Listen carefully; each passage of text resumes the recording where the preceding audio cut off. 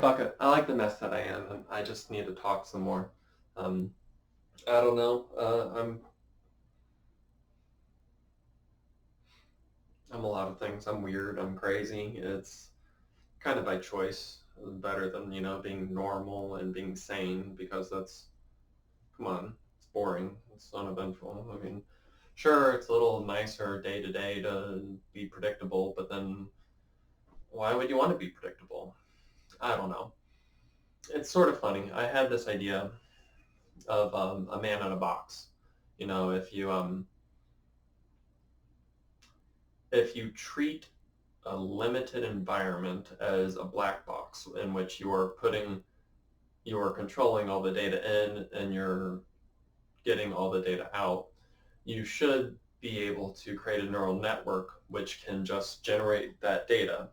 Um, and the issue is that the world's a complex and chaotic system in which everything's interconnected, and so you're not going to be able to treat it like a black box in which you are simply feeding data in and pulling data out and then just using a neural network to do all the pattern recognition for you. Emulating a person is rather difficult simply because they are a very complex system. If you look at the brain and the body and then you look at the mind, there's all sorts of these different layers and depths to a person, facets of their personality and their person and so much of their conditioning. To actually be able to simulate someone, you need to simulate their entire life up to the moment you want to predict the next moment. And today that's infeasible. Granted, you go 40 years in the future and you have a high-end computer and software that is, running a simulation of someone's life. That's going to be very possible. It's just going to take us another 40 years of technological development to be able to do that easily. Today you could take a team of the 100 brightest computer scientists, psychologists, and engineers, and everyone you would need and form this large group that is working towards it. And you could probably crank that out in 5 years. You could come up with a pretty decent version. You would just need, that many hours of human work. And sure, it's possible, but all those people are working on other things. They've got their own ideas, their own projects. They're doing their thing. A lot of the issues I've had with big ideas and trying to organize them into some sort of coherent form or structure is that I'm one person and I'm not able to do all the work.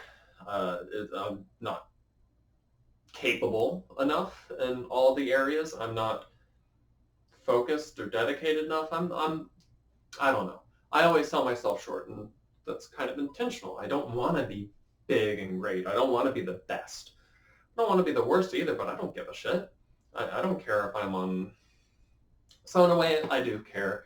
I want to be above average, and then in a way, I'm still able to get in like the top 90%, which is impressive, and that should make me happy to be better than most people in some metric.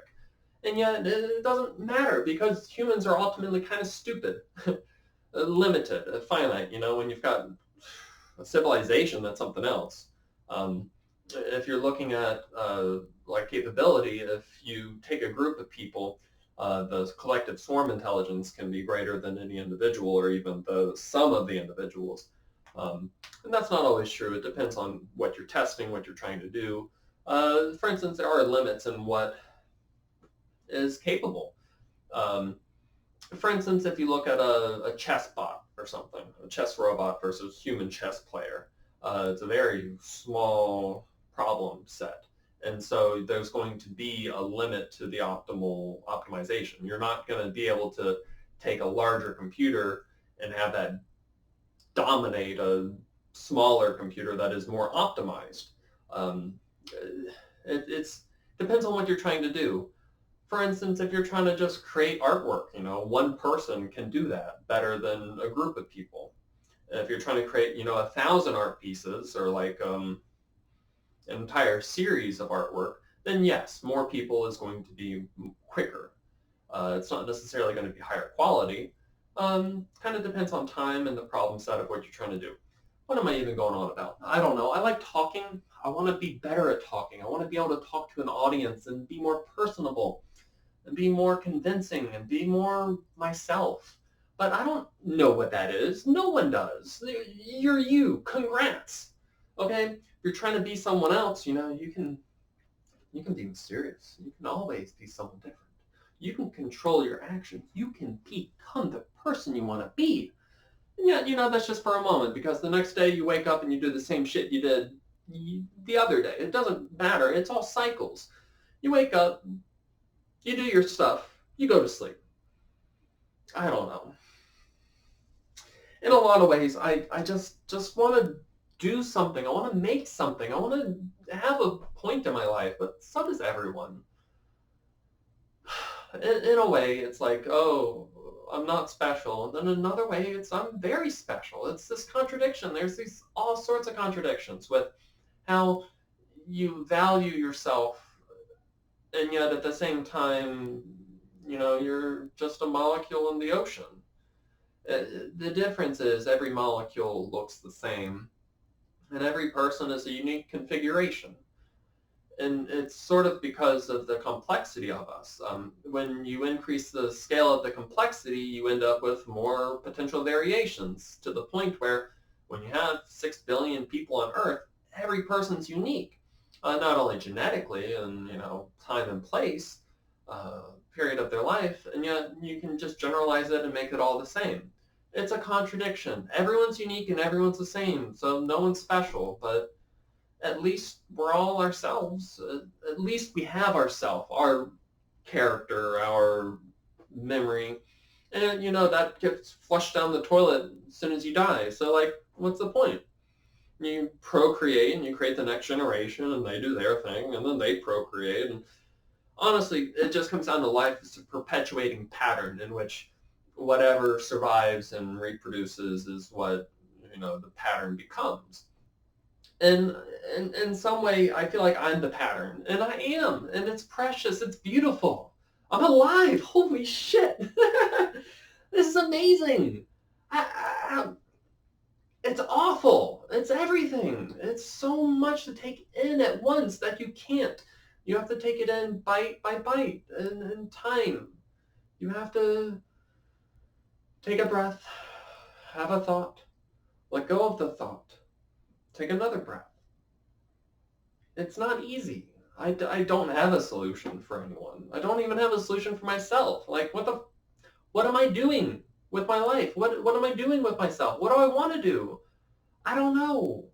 I want to work on AI and I want to do smart stuff because it's fun. I like the challenge. It's enjoyable, but I feel like I'm never enough. It just seems like I'm just not going to be able to reach my goals. And it's because I set my goals too high and too far away. If you want to reach your goals, do something that can be done today. What am I doing today? I'm thinking mostly. I'm drawing on the board, taking a picture, and then erasing it. And I don't know. It's just a lot is going on, and it can't go on at once. And I'm bad at breaking things into manageable chunks and then going through them in order. I'm good at seeing the big picture of seeing everything at once, and then I sort of freeze. I lock up. I don't even know where to begin. And so then I go, okay, well, let's look at the immediate future, the next step. Instead of seeing the big picture, let's try to see small. And I'm not great at that either, but it's possible, for my goals, I just need to program and play with circuits and repeat day after day after day for years. And I haven't been doing that lately. I haven't been writing even. I haven't been doing jack shit. So then, it's aggravating. It's annoying to be so impotent, to be powerless, to be unable to control the direction and flow of my life when I'm the only one who can control it. So then what the hell's going on? Is this universe deterministic and so it's stochastic and chaotic, which means that you can look at it probabilistically. You can take all the possible futures and then you can give them a likelihood, and then if you sum over all the possibilities, you should get one. It should be that the outcome that is reached is one of the potential outcomes.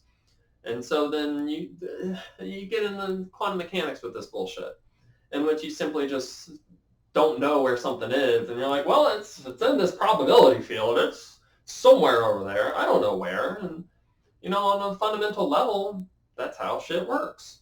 You ping an electron. That electron bounces around, and you don't know where it is, but you know where it could be. I guess this is where I am. This is me, my life. I know this. This is a set point. This digital information is creating a moment in my life in which the recording of it will be defined, so that in the future you can look back at this moment and say, yes, we have, 15, 20 minutes of him talking nonsense. Whoop-de-doo. You don't know what's going on in this house, you do know the world, you know the date and on the internet, and then boom, you've got everything going on the big scale. But, woke up, made coffee, tried to organize shit. So if you're looking at a digital reconstruction of the past and you're trying to recreate it for a simulation, it's rather difficult without the well-defined set points. I think theoretically you could use a quantum computer to have these set points, and then you wouldn't know the path between them, but you don't need to. You simply take the superposition of those possibilities. You simply say, oh, well, we saw him at point A and we find him at point B, so there must be a path from A to B.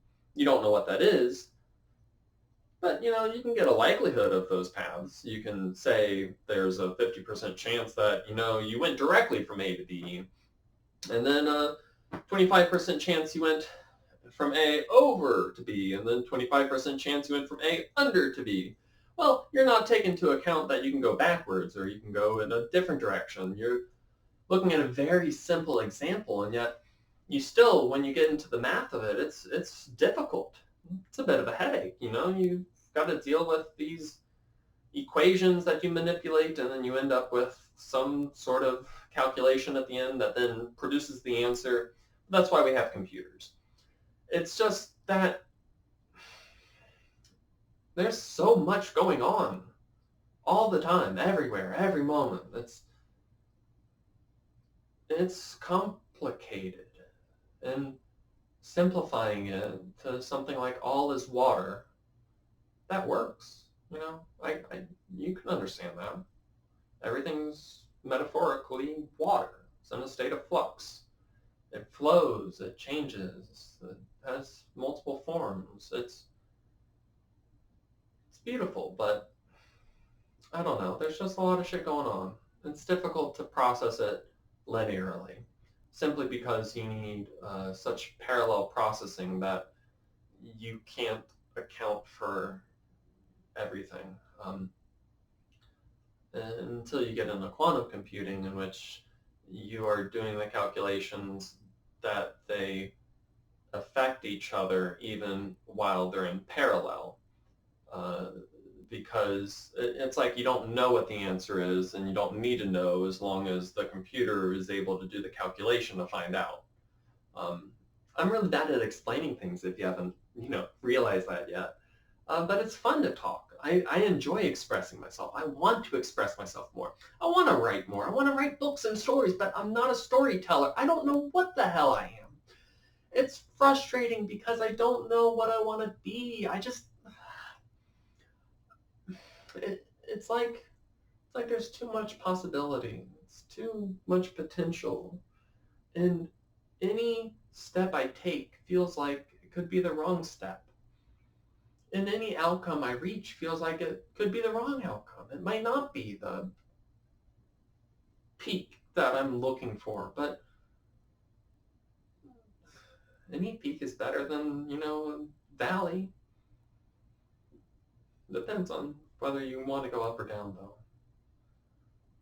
Life is complicated. I'd like to try to simplify it. I don't know who I'm talking to. I'm just talking. I need a better audience.